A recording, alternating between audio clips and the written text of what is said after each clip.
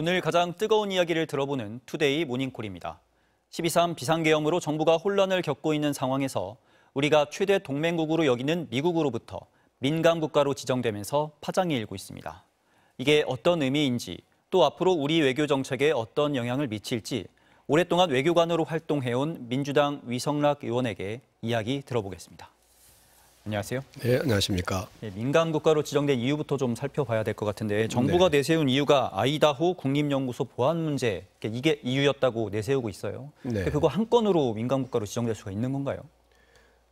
그렇죠. 그러니까 그런 보안 문제라면 그 보안 위규한 과학자를 처벌한다거나 그렇게 대처할 수 있는 문제인데 우리나라를 들어서 민간 국가 지정했다는 것은 좀 다른 이유가 있지 않냐 하고 생각할 수밖에 없습니다.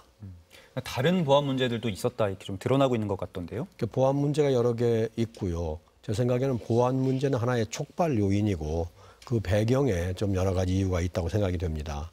근데 그걸 이제 추정해 보려면 여러 가지 관련 정황들을 따져야 되는데 2024년 12월에 미국에서 법 개정이 이루어집니다. 국방예산법안의 부수법안인데 거기에 보면 원자력 에너지 수호 법안이 있고 거기에 따라서 핵 관련 시설에 대한 보안을 강화하게 됩니다. 그리고 거기에 따라서 민간국가 지정이 이루어지는데 우리가 포함이 된 겁니다. 그러니까 핵 문제하고 관련이 있다고 볼 수가 있고요. 그런데 한국은 오랫동안 핵 무장론이 비등한 나라입니다.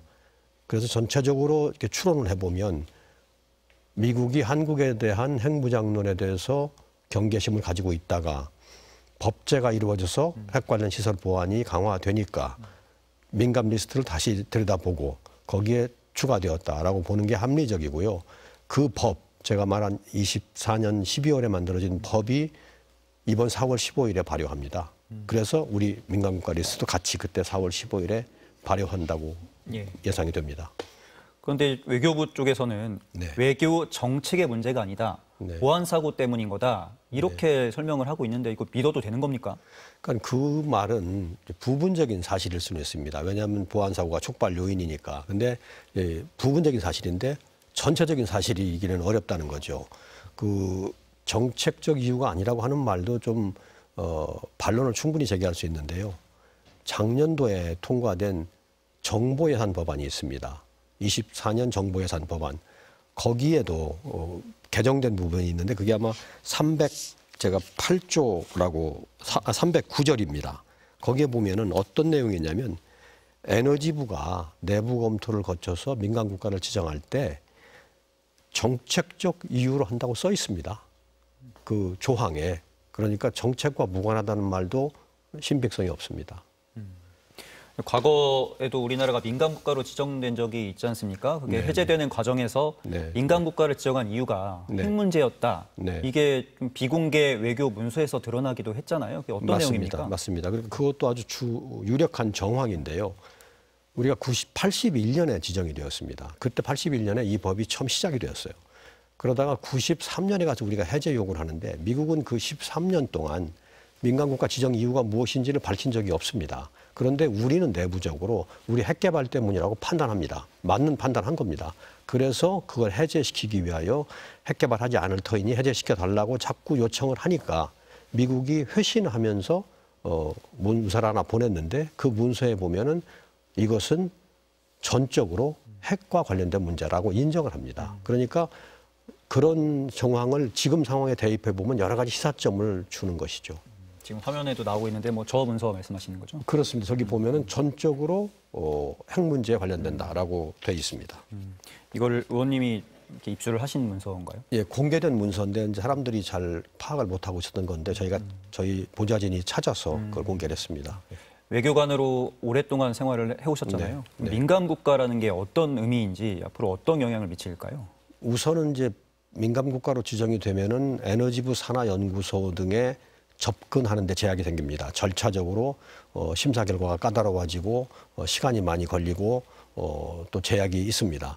그런데 그거는 절차적인 문제고요. 사실은 그런 제약이 있으면 연구, 협력, 협업하는데 질적으로도 영향을 줄 수 있습니다.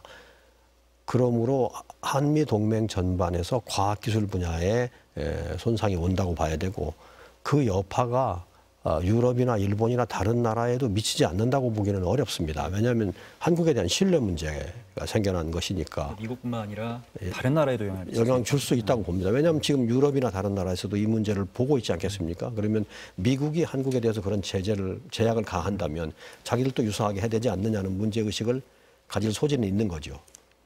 민간 국가를 해제하겠다고 뭐 정부에서 나서고 있는데 뭐 네. 어떻게 진행되고 있는 건가요? 아마 정부는 지금 그 보안 문제를 위주로 해서 다루는 것 같습니다. 근데 저는 보안 문제는 증상이고 또 병의 원인이 따로 있으니까 포괄적으로 다뤄야 된다고 보는데요. 우선 보안 문제에 치중하더라도 우리 쪽에서 어떤 일이 벌어졌는지, 누가 위기를 어떻게 했는지, 또 뭐 보완책을 어떻게 할지를 전반적으로 갖고 임해야 할 터인데 아직 거기까지 가 있는 것 같지는 않고요. 노력을 해야 된다고 봅니다. 예. 그런데 윤 대통령하고 여당이 네. 핵 무장을 뭐 주장하는 이유가 있을 텐데 네. 핵 무장 나쁜 겁니까? 이제 국민 여론이 지지를 많이 하니까 이제 그런 포퓰리즘에 경도된 대처를 하는 것이 지금 핵무장론 지지라고 보이는데요.